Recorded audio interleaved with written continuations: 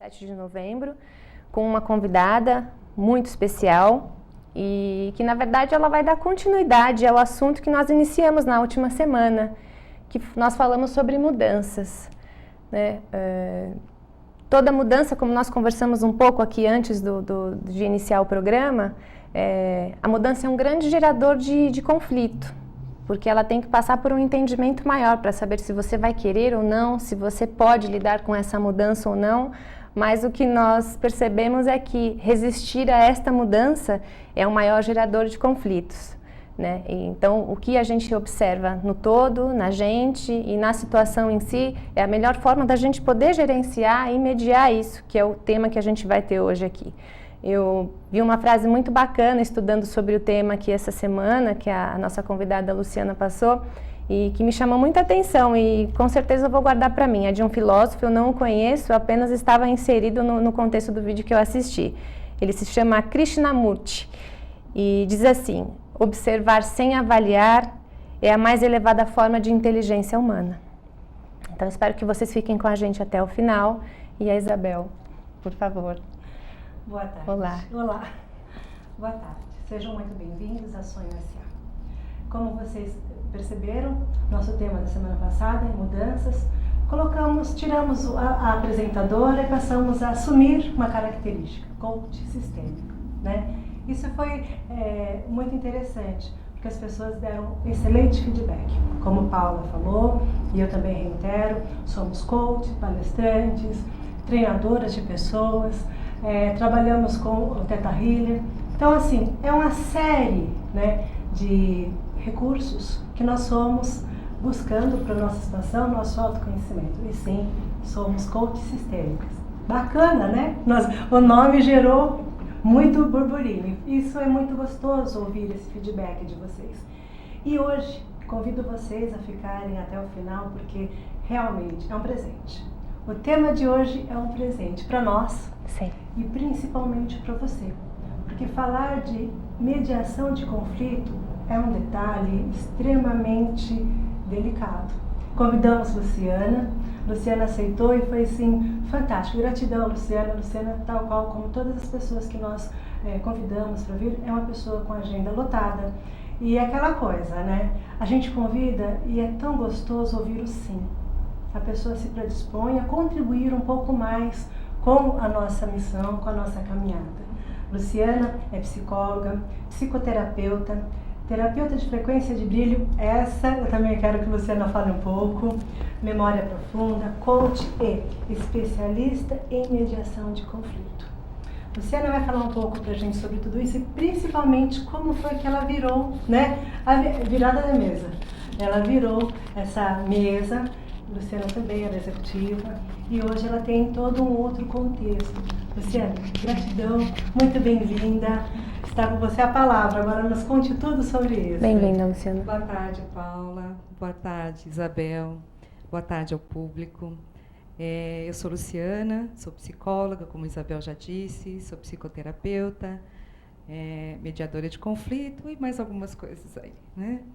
É importante demais estar na presença de vocês, né, e aceitando este convite a respeito de falar sobre mediação de conflito, que é uma das características que a gente pode desenvolver como tema ligado ao último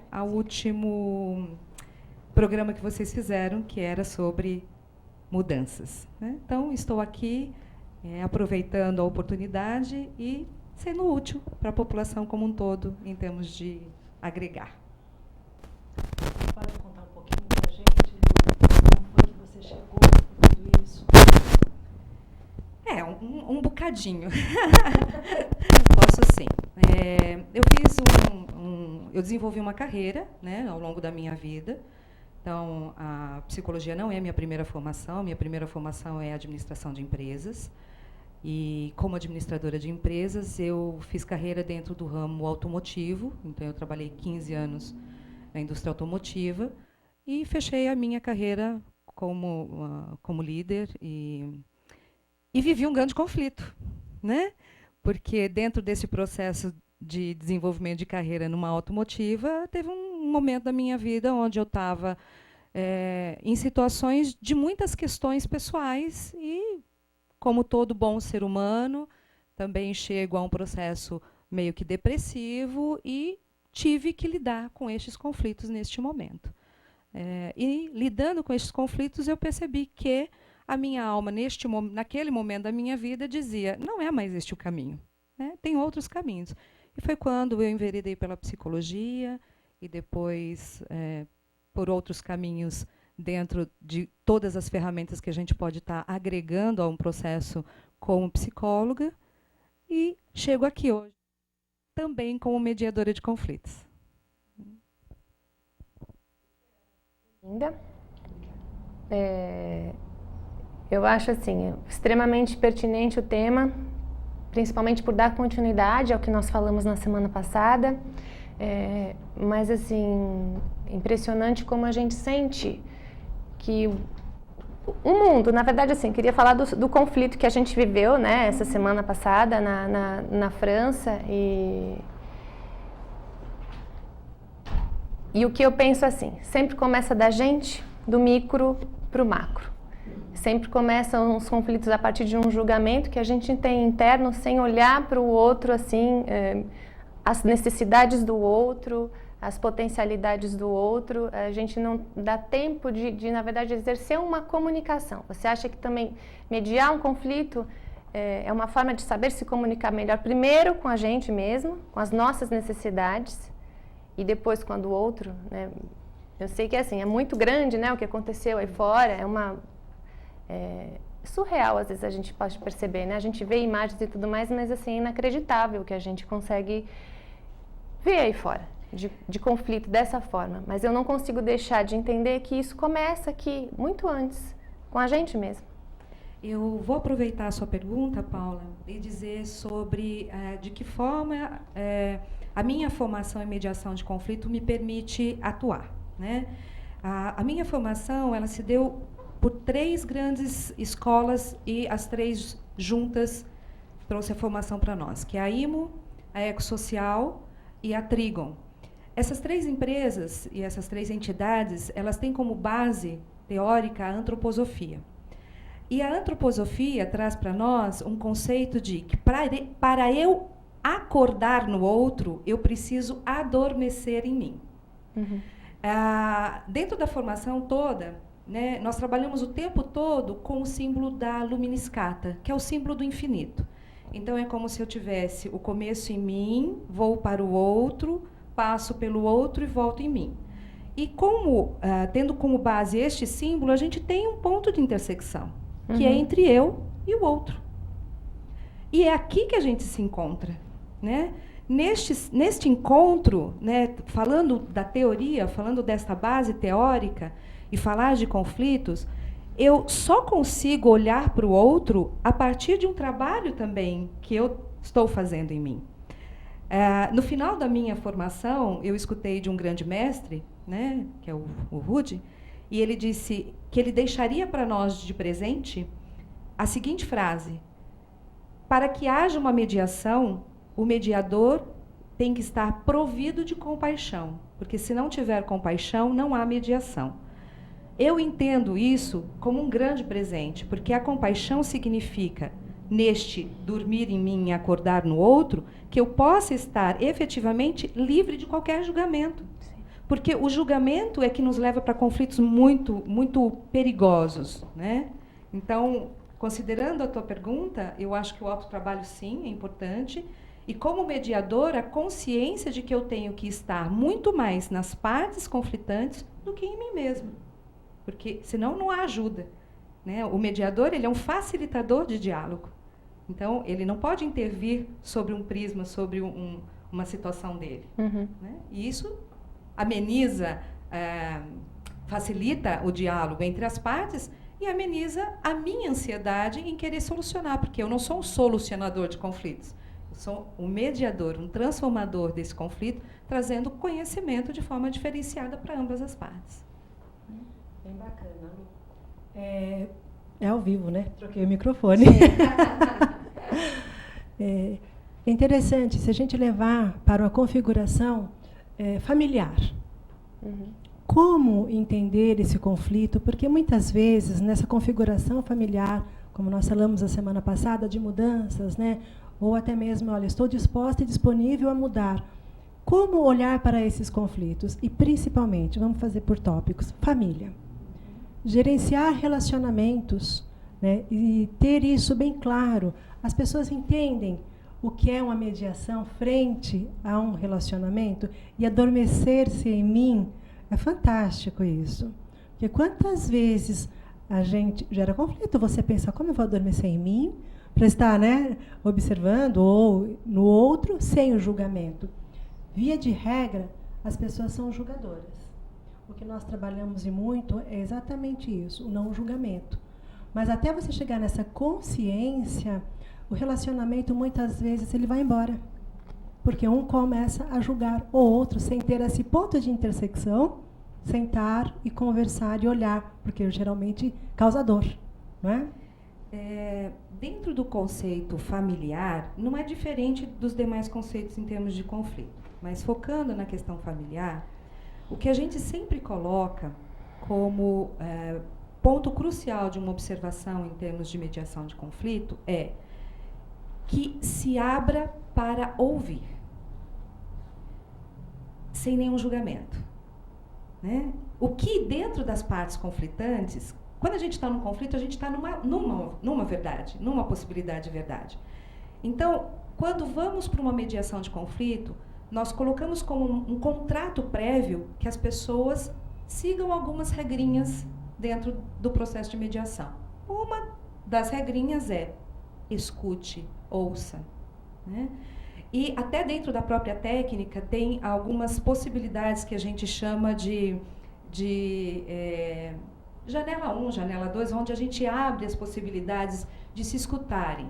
Às vezes eu, como mediadora, faço esse exercício e às vezes eu convido os mediados a fazerem esse exercício, que consiste em, você pode, por favor, repetir com as suas palavras o que você acabou de escutar da outra parte? Isso é um grande exercício para as partes conflitantes, que elas não estão dispostas a ouvir, elas estão dispostas a falar, elas estão dispostas a colocar a verdade dela. E dentro de um processo de mediação de conflito não há uma verdade, há um ponto de vista. Então, sob o ponto de vista da pessoa A, ela vê essa situação como ABC. Sob o ponto de vista da pessoa B, ela vê a situação como C, D e E. Então, o processo do mediador ou transformador desse conflito é que ambos, pessoa A e pessoa B, escuta tanto o ABC quanto o C, D e E e façam o escutar da outra parte. Então, em primeiro lugar, por quê? Para que o outro possa saber que você está escutando exatamente aquilo que ele está dizendo, que é um dos maiores conflitos.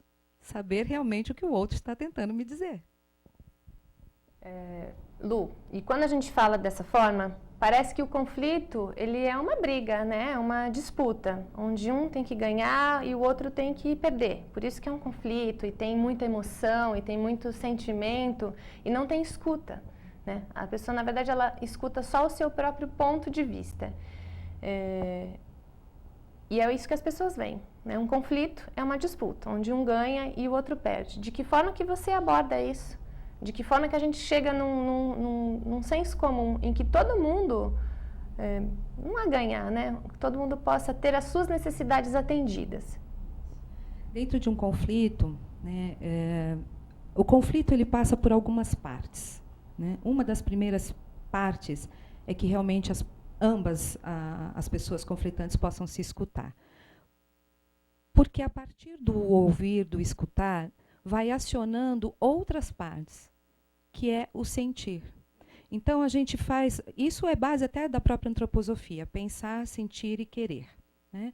Ao pensar sobre o que o outro está me dizendo e ao pensar sobre o que eu estou trazendo dessa parte conflituosa também, eu posso me dar a oportunidade de começar a sentir. E quando eu sinto, eu vou para um outro universo, que é diferente do pensar. E quando eu sinto e eu posso dizer para o outro de que forma eu sinto, e o outro também pode me dizer de que forma sente, automaticamente a gente já começa a pincelar quais são as necessidades desse sentir e desse pensar que não estão sendo atendidas. E que é o fato gerador também desse conflito. Então, quando você fala as pessoas querem ganhar ou perder, as pessoas realmente temem um conflito justamente pelo confronto. Porque no confronto, me parece que eu tenho que sair ganhador. E o papel do mediador e o papel da mediação de conflito é justamente não entrar no jogo do ganha e perde. Né? O mediador, um transformador de conflito, ele tem como objetivo buscar o melhor de ambas as partes. Não tem perde e ganha, tem ganha-ganha, tem transformação, tem desconstrução de algo conflituoso para construção de algo não conflituoso. É esse o caminho. E como que isso seria feito assim, bom, dentro de uma família ou dentro de uma empresa? Uma família, por exemplo, uma criança muito pequena, com um irmão adolescente, com a mãe e com o pai, que tem grau de escolaridade diferente, que tem expectativas diferentes.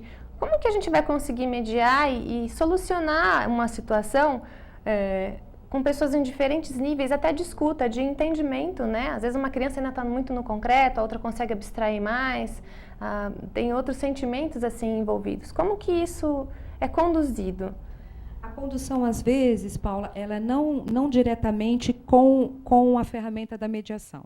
Então, assim, o mediador, o transformador de conflito, ele tem uma primeira entrevista para entender qual é o contexto do que está acontecendo. Muitas vezes, nessa primeira entrevista, ele já pode ouvir todas as partes juntas ou não. Né? E, geralmente, quem chama a mediação é alguém que está disponível para que esse conflito já se dissolva. Então, muito provavelmente, é conversado com uma ou duas partes, para entender melhor. E depois, no caso de uma criança muito pequena, no caso de filhos de diferentes idades, muito provavelmente seja feita à parte algumas situações. Né?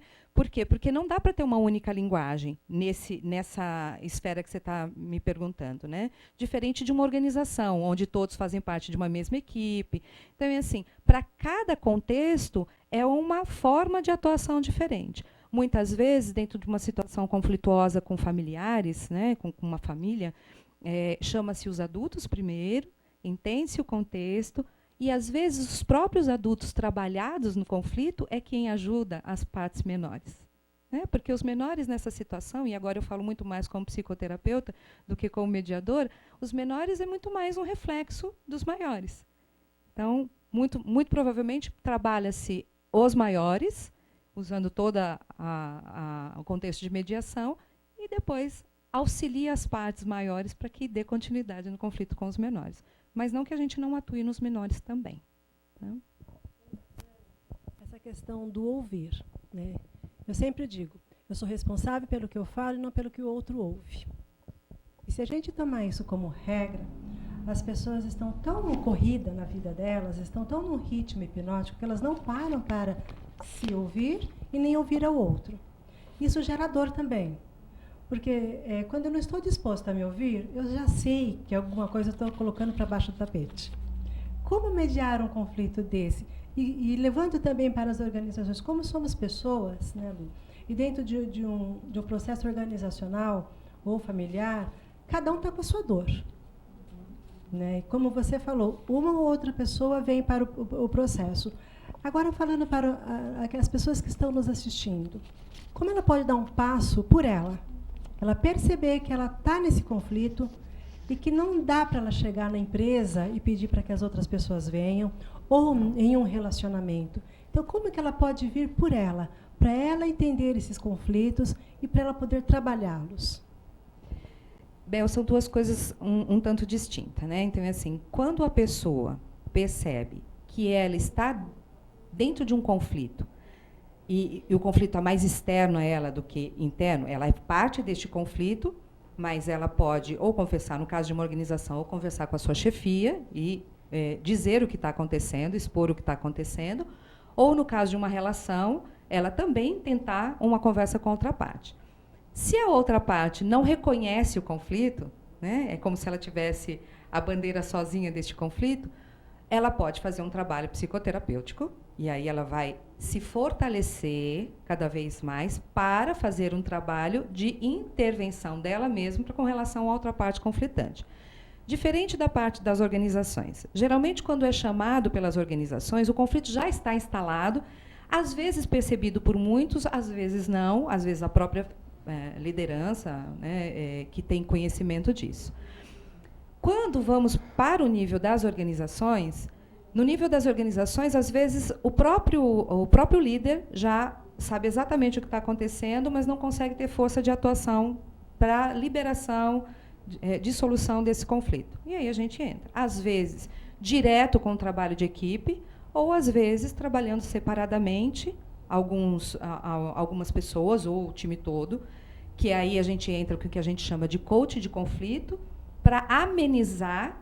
Se o conflito está muito inflado, a gente entra com o coach de conflito justamente para amenizar, trazendo ferramentas de que o outro possa já se dar conta que existe uma outra parte neste conflito e que essa outra parte também tem a verdade dele.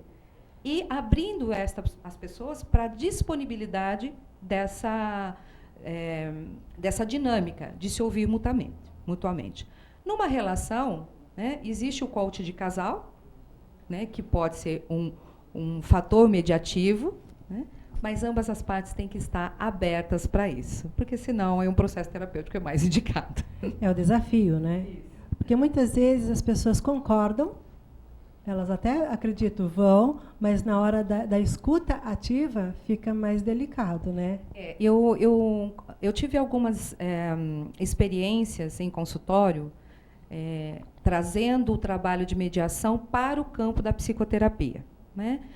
E com resultados muito efetivos, né? Então, nós fizemos alguns convites, porque ninguém coloca uma imposição, né? Então, é um convite. A pessoa que sentia o conflito, né, fazia um convite para a outra parte, pedindo para que, se fosse possível, estar num ambiente neutro, um ambiente protegido, e um ambiente onde teria um facilitador para uma conversa que a gente até chama de conversas difíceis, que são aquelas conversas que a gente, às vezes, não consegue ter no ambiente familiar. Uhum. E aí traz para consultório, e aí também utilizando-se das ferramentas da mediação de conflito, trabalhar o casal. O processo é muito parecido, porque passa pelos sentimentos, passa pelas necessidades e passa pelo que a gente chama de oferta e pedido. O que um pode ofertar para o outro, o que um precisa pedir para o outro, para que o começo da transformação dessas relações começam a acontecer. Sabendo que não é um passe de mágica. Não existe passe de mágica. Existe disponibilidade pessoal, primeiro para ouvir, primeiro para se perceber que, às vezes, uma atitude sua está causando algo tão impactante no outro, e também se abrir para ver o que pode fazer para a transformação desse comportamento, dessa atitude. É assim que funciona. E, como a Bel falou, eu sou responsável pelo que eu falo, não pelo que o outro escuta ou entende. Eu não sei se eu poderia usar essa palavra. Eu não consigo deixar de abordar o tema de mediação de conflitos com a comunicação não violenta, né? A gente pode falar um pouquinho sobre isso, né? O que seria uma comunicação violenta? O que é se comunicar de forma violenta, né? E a comunicação, quando a gente fala, não é só a falada, né? Você tem uma comunicação que a gente fala aqui visual, gestual, fisiológica, né? E a palavra literalmente falada. Como que você consegue conduzir dessa forma? Porque, às vezes, assim, as pessoas têm um péssimo hábito, que é a ironia. E eu considero a ironia uma forma de se comunicar extremamente violenta. Apesar de, muitas vezes, assim, tem no Brasil até textos que você encara isso como uma forma de inteligência, né? Pessoas inteligentes são irônicas. Eu, particularmente, né, não entendo dessa forma, mas, enfim, como que a gente tira alguns vícios que as pessoas entendem como culturalmente é algo bacana, é algo, né, nossa, ela é inteligente, ela tem uma sacada. Tirar disso de uma forma, né, que é uma violência. Assim como em alguns programas que a gente vê na televisão, né, tirando sarro, insultando uma outra pessoa, agindo de forma extremamente agressiva, violenta, e as pessoas à volta não percebem o quão violento é isso e o quanto elas estão sendo inseridas, isso de forma subliminar, no dia a dia. Eu começo respondendo essa sua pergunta, Paula, da seguinte forma: onde há conflito, há dor. E eu não falo de dor física, né? Eu falo de dor emocional. Né? Quando você pede para uma pessoa dizer o que ela está sentindo quando ela se expõe, por exemplo, numa ironia, ou num grito, ou às vezes até num virar de costas, na comunicação não verbal, né? O mediador, ele está devidamente equipado, né, preparado, para colocar de uma forma não agressiva e não violenta exatamente o que ele está percebendo. Então, na postura do mediador, ele pode dizer: eu estou percebendo que o seu corpo de alguma forma quer se comunicar, me parece que essa comunicação é algo de você não querer olhar para o outro, olhar para o que está acontecendo, e num tom e numa forma de reconhecimento da dor do outro. Né? Então, a comunicação não violenta, para mim, ela começa, o início dela é no reconhecimento de que onde há conflito, há dor. E para mexer na dor do outro, eu preciso pôr luvas de delicadeza. Eu não posso mexer na dor do outro de uma forma invasiva. Então, quando fala-se da comunicação não violenta, é como se vestisse de luvas de delicadeza. Justamente para quando você entrar como um processo, como uma figura mediativa, está munido de toda a qualidade, compaixão, né? Justamente disso. Porque não tem, onde tem conflito, tem dor. E você não sabe a profundidade dessa dor. Às vezes é uma dor superficial, mas é dor. E nós não podemos negar isso. Então, quando começa o programa dizendo a respeito de maior ferramenta do mediador é a compaixão, é exatamente isso. Nós sempre iremos lidar em terrenos delicados. E isso precisa realmente estar preparado, estar íntegro com a missão que é ser mediador. Fantástica essa colocação. E cabe aqui uma outra pergunta. As pessoas, geralmente, elas não entendem ou elas não querem perceber a dimensão da dor delas. Por isso que, em alguns momentos, elas usam essa linguagem de sátira, de ironia, né? Que é uma linguagem. Que é uma linguagem, né? Exato. Então, assim, como você, ao perceber isso, ser sutil, se vestir dessa luva de delicadeza e colocar para a pessoa. Porque fica aqui uma dica para o nosso público. Porque muitas vezes nós temos pessoas assim ao nosso lado. E como você abordar isso de uma forma leiga e dizer, olha, está aberto, né? Fazer um convite. Porque esse é um desafio. Porque para a gente se despir de muitas crenças, até mesmo de alguns valores. Porque você vai ter que baixar um pouco a sua régua de valor para você estar disponível para fazer esse convite. Uma das dores maiores que existem nas pessoas, Bel, é elas não se sentirem ouvidas. Então, elas gritam. E elas gritam ironicamente. Né? A ironia é um grito. Né? O virar de costas é um grito. Ela está tentando dizer para o outro, me ouça. Como mediador, é importante, através da comunicação não violenta, ter cuidado com o tom de voz, ter cuidado de que forma devolve para o outro. Então, dentro do que a gente chama de parafrasear, então, dentro de um processo de mediação, a pessoa diz o que ela está sentindo e ela diz numa carga elevada. Então, o mediador, ele faz o que a gente chama de parafrasear. Então, você está me dizendo que o conflito está vindo por causa disso, disso e disso. O fato da pessoa se sentir ouvida na empatia, porque esse é um processo empático, eu estou devolvendo com a minha empatia, né, e com a minha compaixão que eu estou ouvindo, que há um ouvir dessa dor. Isso já é um grande passo dentro do processo da mediação. Né? E também fazer que isso aconteça entre as partes, que um ouça. E quando uma das partes usa da pejoração, ou usa da sátira, a gente puxa para a gente como mediador e traz uma linguagem diferente para que o outro que está satirizando ouça que há uma outra forma de devolver isso. Então, na verdade, o mediar é um grande bailado. Né? É como se a gente pegasse um grande rock e transformasse, nada contra o rock, mas assim, e transformasse ele numa grande valsa. Né? A questão é qual é o compasso agora? Porque realmente as partes conflitantes, elas chegam infladas, elas chegam inflamadas, elas precisam de serem acolhidas, elas precisam de ser ouvidas. Então a comunicação não violenta, como ferramenta na mediação, ela é tudo. Fantástica, né? É um desafio. Elza. É um desafio para ambas as partes. Para quem chega no conflito e para quem está mediando este conflito. E uma questão bem legal que você estava falando, né? Desse contrato. Nós tivemos aqui a Edna Perecini, que ela falou de constelação, e ela fala muito desse contrato. E é bem bacana este contrato. O contrato que as pessoas fazem. Quando elas estão enamoradas, elas têm um contrato. Esse contrato não é assinado, não é falado, verbalizado, mas a sinergia, você vê que aquilo existe um contrato. De repente, existe, né, passam-se alguns anos, e aquele contrato ele é esquecido. As pessoas têm medo de olhar para uma palavra chamada contrato e dizer assim, olha, eu posso te ouvir, eu posso sentir. E honrar é uma coisa que a gente usa muito. Eu honrar esse seu sentimento, você não precisa vir com essa ironia. Mas como é que eu faço para honrar isso num momento de conflito?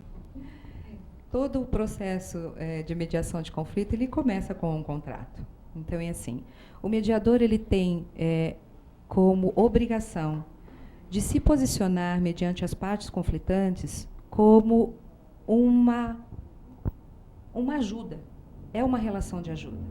Então, é assim, precisa ficar claro o estabelecimento dessa confiança. Né? Ao estabelecer essa confiança, tem que ficar claro no contrato que algumas regras são válidas. Então, não violência, nem entre as partes, nem com relação ao mediador. O saber ouvir, o saber que todos terão um momento, tanto de ouvir quanto de falar. Então, é assim, equidade na prática, na dinâmica. Porque senão fica tomando partido de alguma parte. Não. Equidade nessa dinâmica. Quando você fala do contrato e pega o exemplo de quando as pessoas se enamoram, né, todo relacionamento, realmente, ele traz um contrato não escrito. E as pessoas acham que, por trazer um contrato não escrito, ele também não é passível de alteração. Todo contrato é passível de alteração. Todo contrato, ele pode ser reescrito, ele pode ter cláusulas novas, ele pode ter cláusulas anuladas. Por quê? Porque nós não somos iguais ao que nós éramos. Né? Nós sairemos dessa entrevista bastante transformadas, assim como as pessoas saem de uma mediação bastante transformada. Tem um diferencial no processo de mediação de conflito. Todo processo de mediação de conflito existe o que a gente chama de possibilidades e de ações. Essas ações, por mais que sejam aparentemente pequenas ou numa situação de família ou casal, a gente põe isso em algo escrito e, de alguma forma, a gente pede e pega o comprometimento. Nem se for simbólico uma assinatura de que aquilo, as ofertas e os pedidos, que falaremos daqui a pouco, estão devidamente conscientes que ambas as partes terão ações a serem feitas. Porque senão fica na imaginação. E a imaginação, ela se perde. Sim. Então, é necessário, num processo de mediação, que as pessoas se comprometam com as ações tomadas. Então, tem que sair do campo da idealização, sem dúvida, e ir para o campo da manifestação. Sim. Que é o falar, sim, o se comunicar e deixar expresso de forma mais clara possível o que todo mundo espera, né? Dentro de uma situação. Porque o que transforma é a ação. É a ação, exatamente. E, assim, tudo é passível de mudança, né? E agora, assim, não mais como mediadora, assim, de conflitos, como psicoterapeuta. Se a gente for falar de relações de pessoas, né, de um casal, ou numa relação dentro de uma empresa, que você está lá 10, 15, 20 anos, o que você poderia, assim, orientar, né? para a pessoa poder se trabalhar internamente. Porque o que a gente entende aqui, da forma como a gente trabalha, né, do coach sistêmico, no programa, dos temas que a gente aborda, que tudo tem ressonância. Então, assim, se eu estou em ressonância com um conflito à minha volta, é porque eu tenho também um conflito dentro de mim. Eu não estou dando ouvido ao que eu sinto e não estou conseguindo me expressar de uma forma assertiva para que isso também se resolva. Então, mesmo que eu não queira participar, eu faço de conta que o conflito não existe, né? Que você disse que isso também é um conflito, né? Eu não olho para aquilo porque eu não quero lidar com essa dor, com o meu sentimento em relação a isso. Mas, assim, de que forma se expressar? De que forma orientar essa pessoa a ela entender de que ela também tem um conflito muito grande dentro dela e é por isso que ela está participando desse conflito um pouco maior, né? De que ela não tem razão, ou de que ela também faz parte disso, porque sempre terão duas partes, pelo menos duas partes envolvidas num conflito. Né? Dentro das organizações, né, podemos dizer que algum integrante possa perceber melhor o conflito. Né? Uhum. Às vezes o conflito é completamente velado. O conflito, às vezes, ele aparece por clima organizacional terrível, ou ele às vezes, aparece por adoecimento das pessoas, e ninguém consegue entender o que é que está acontecendo, mas, como você usou a expressão ressonância, a própria ressonância pode ser o adoecimento desse sistema. Uhum. Né? A mediação também trabalha com o contexto sistêmico. Ela também olha para o todo. Né? Então, de repente, alguém dentro desse sistema tem um pouco mais de visão, ou aquilo ressoa de forma mais carregada dentro dela. Então, ela pode estar entrando em contato com a chefia, ela pode estar entrando em contato com o próprio Departamento de Relações Humanas da empresa, ela pode estar falando o que está acontecendo e ela pode também solicitar a mediação de conflito. Né? Alguma parte vai estar mais acordada, mais desperta sobre isso. Uhum. E nesse despertar pode ter um resultado bom para todas as partes. Né? Geralmente acontece quando busca a intervenção de uma mediação, geralmente é a chefia, que ou não está conseguindo lidar com o que está acontecendo, ou resultados financeiros da empresa que acabam trazendo conflito assim, de bandeja, e aí a gente vai, pouco a pouco, verificando aonde é que a gente pode estar atuando. Bem interessante, né, Lu? Essa abertura, porque, principalmente, quando você visualiza um conflito e ter essa abertura e chegar, as pessoas precisam também estar bem, eu diria, não é equilibrada a palavra, mas eu vou utilizar essa palavra. Mas ela está bem consciente das coisas que estão acontecendo, como você falou, né? A pessoa ela tem condições de visualizar melhor. Na questão organizacional, eu falo, não tem como a gente não dizer que eu levo para minha casa e trago da minha casa, né? Existe essa ressonância, né? O que eu estou vivendo, o ambiente que eu vivo hoje, tanto profissional quanto pessoal, ele reverbera. Então, o meu universo interno demonstra no meu universo externo. Estar diante de conflito faz com que a gente entenda que é possível sair dele. Porque isso é muito gostoso de ouvir. Porque as pessoas falam, tá, identifiquei, estou no conflito. Como é que eu saio? Porque essa dor, a gente não quer entrar em contato. Mas ela tem começo, meio e fim. Isso que é importante. Tem, Isabel, ela tem começo, meio e fim. Eu até agradeço a sua pergunta, porque em grupos fechados de conversa, assim, eu costumo dizer que as pessoas não gostam de conflitar. Na verdade, elas gostam de conflitar. O que elas não gostam é de confrontar. Né? O confronto dá a impressão de sempre eu tenho que ganhar, o outro tem que perder, ou o outro vai ganhar e eu vou perder. E não é esse o objetivo. Né? Quando as pessoas começam a se dar conta de que eu sou um centro e tudo orbita ao redor deste centro, eu posso começar a ver o que eu reverbero. Isso é óbvio. Né? Quer dizer, óbvio no meu contexto. Né? Dentro de um conflito, as pessoas, às vezes, evitam até imaginar que tem este conflito porque não querem passar pelo que a gente chama de confronto. Uhum. eu não quero enfrentar. Então, assim, isso a gente entra dentro de uma característica que a gente pode ter como conserva cultural. Então, assim, na minha casa não se discute. Isso é uma crença. Sim. Né? Mas, assim, não se discute. Então, eu estou querendo matar o meu irmão, mas a minha família tem que ser, desculpa a expressão, mas tem que ser a família certinha, então não se confronta. Só que isso vai gerando uma série de conflitos pessoais. E aí, o conflito, de alguma forma, no sistema, ele dá um jeito de aparecer. Ou ele aparece adoecendo, ou ele aparece quebrando, ou ele aparece mexendo nas finanças, ele aparece. Né? Dentro da empresa também não é diferente. Agora, quando as partes conscientes do conflito se colocam em disponibilidade de olhar para isso, já é o começo, o início que a gente precisa para que a desconstrução disso aconteça para uma nova construção.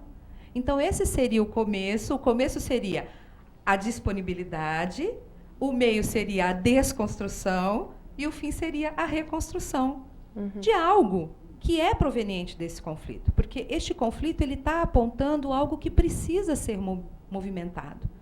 É a necessidade de um movimento que está acontecendo.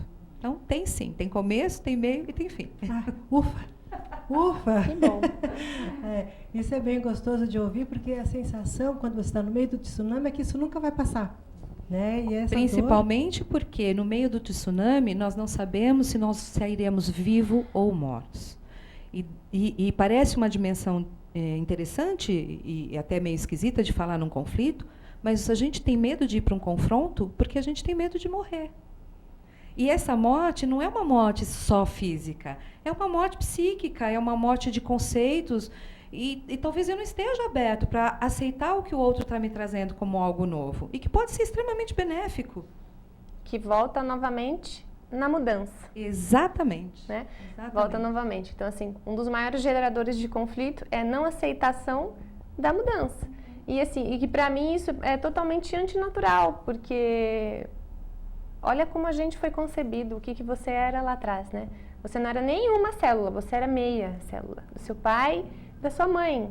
Você se tornou um bebê, você não tinha dente, você não tinha cabelo, né? Você se transformou, às vezes até o cabelo da gente muda, né? De forma natural ao longo da sua vida. A sua pele muda, os conceitos mudam, né? Se a gente tinha pessoas que eram queimadas aí na Idade Média porque diziam que a Terra, né, era o centro do universo e consideravam que não era. Então, assim, olha que coisa, olha quanto conflito, quanto confronto que a gente tem.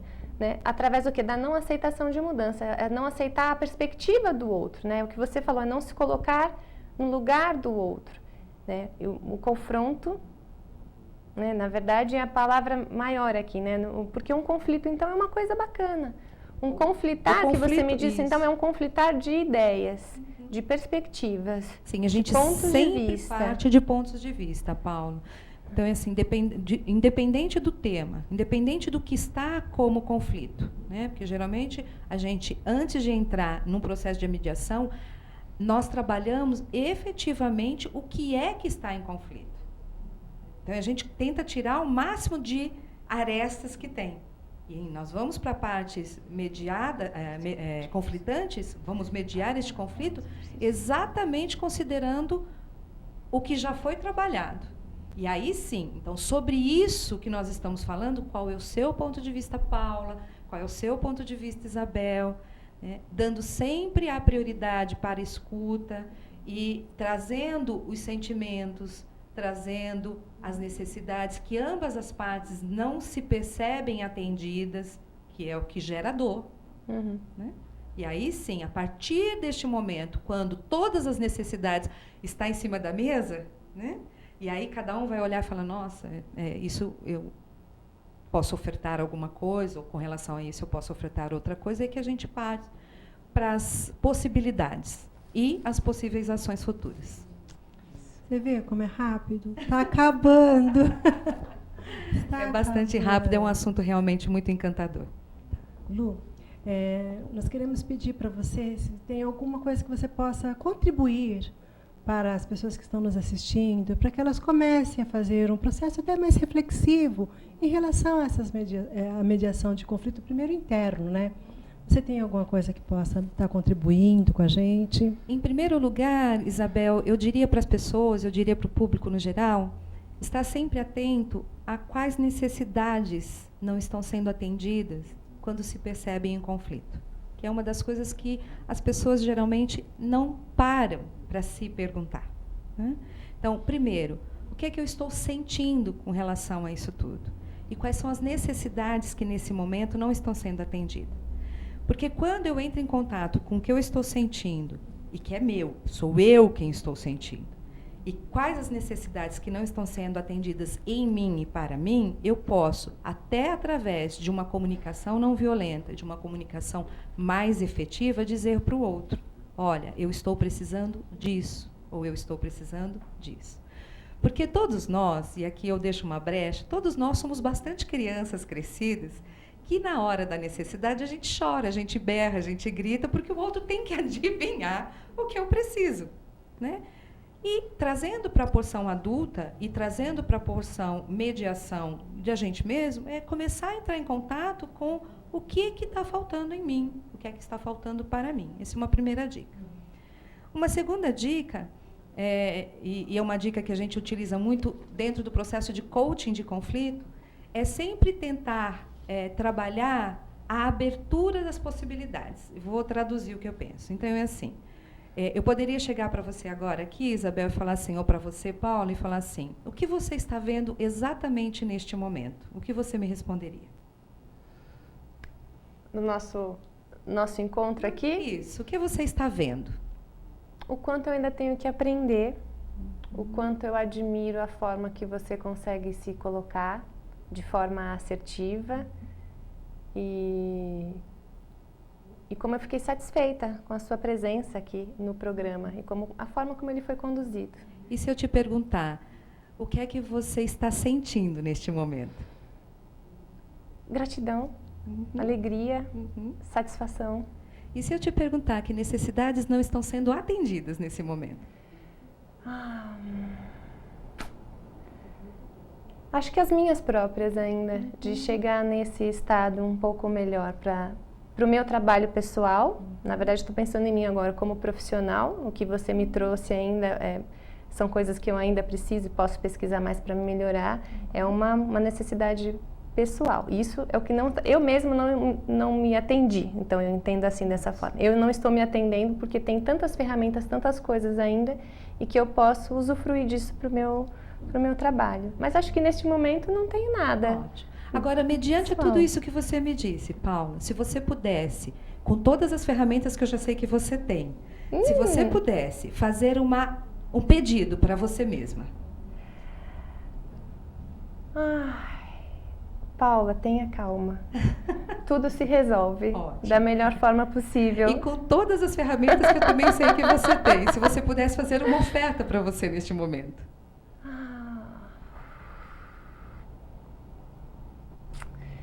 Respeite um pouco mais as suas necessidades. Gratidão, muita gratidão. Exatamente, né? Esse é um pequeno exercício com relação ao que pode ser feito no contexto de transformação e mediação de conflito. Eu estou usando o termo transformação porque uma amiga usou o termo transformação e eu achei muito interessante, né? Caiu bem, né? Perfeito. Muito obrigada. Bom, gente, adorei. Olha o que eu ganhei. Ganhei um atendimento aqui. Foi fantástico isso, de verdade. E, bom, mais uma vez chegamos ao fim do programa. Deu até calor agora. Isso é muito bom. Isso é muito bom. Isso é muito bom poder aprender sempre de forma meio inesperada, né? Vou te falar agora assim que eu fiquei um pouco nervosa, ainda mais isso eu não esperava, mas tudo bem, vamos Gerou lá. Conflito. Tudo dá certo, né? Gerou um conflito interno, mas eu já entendi que tudo dá certo também, é sempre para melhor, né? Um conflito não é um confronto, é sempre para a gente melhorar. E o confronto não necessariamente te leva à morte, pode Sim. te levar à vida, isso é importante. Estou aqui, continuo Isso. aqui e com certeza estaremos aqui na próxima semana. E, portanto, a gente agradece primeiro a Luciana pela presença, muito grata pela sua presença, pela forma como você conduziu aqui. Agradecer aos nossos colaboradores, Anderson, nosso maquiador e cabeleireiro, Simone Braga, nossa fotógrafa, o João Amódio, nosso produtor que produziu a vinheta, a Isabel, a Gratidão. você que está aí e a gente espera que você continue com a gente nessa caminhada. Gratidão, Lu. Gratidão imensa. Paula, foi extremamente importante essa contribuição em conflitos. Lê do engano quem acredita que está aí transitando ao bel prazer sem ter um conflito, né? Gratidão, o tema foi realmente fantástico, interessante. Faltou algumas coisas, porque eu ia pedir para ela falar da frequência de brilho, foi isso que nos... Fica para um próximo. Fica para um Sim, próximo. próximo convite. Lu, deixa o seu contato, tá? Para que as pessoas te procurem. E muita gratidão pela sua disponibilidade, por ter contribuído com o nosso sonho. Nosso sonho, Sonhos S.A. Eu agradeço a você, Paula, você, Isabel, eu agradeço ao Sonho S.A., Sonhos S.A., a oportunidade de falar sobre um tema que realmente as pessoas têm uma certa aflição, mas os conflitos não necessariamente levam a questões negativas. Os conflitos também transformam, e isso é muito importante. Então, minha gratidão a todos e que todos possam, de alguma forma, receber, né, através dessa comunicação que não é violenta, né, e se transformar, né, porque o mundo precisa dessa transformação. Então, muito obrigada. Grata, Lu.